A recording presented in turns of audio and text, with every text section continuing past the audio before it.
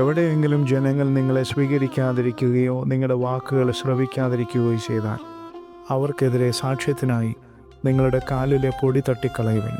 നിരസിക്കപ്പെടുന്ന ശിഷ്യർക്ക് ഈശോ നൽകുന്ന സ്വാതന്ത്ര്യത്തിൻ്റെ പാഠമാണിത്. നിരസിക്കപ്പെടുമ്പോൾ വൈരാഗ്യമുണ്ടാകേണ്ടതില്ല. നിരസിക്കപ്പെട്ടതിൻ്റെ വേദന ഹൃദയത്തിലേറ്റി മുന്നോട്ട് പോകേണ്ടതുമില്ല. അതവിടെ കഴിഞ്ഞു. സുവിശേഷം പ്രഘോഷിക്കുക ശിഷ്യൻ്റെ ഉത്തരവാദിത്വമാണ്.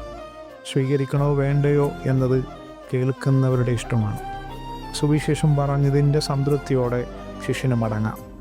നന്മ ചെയ്തിട്ടും അവഗണിക്കപ്പെടുമ്പോൾ തെറ്റിപ്പോയി എന്ന് വിചാരിക്കേണ്ട.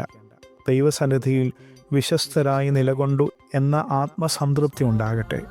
ഓ ഈശോ, നീ സ്വീകരിക്കപ്പെടാതെ പോകുന്ന നിമിഷങ്ങളിലും എല്ലാം നിൻ്റെ കൈകളിൽ ഏൽപ്പിച്ച് മുന്നോട്ട് നീങ്ങാൻ എന്നെ ശക്തിപ്പെടുത്തണമേ. ആമേൻ.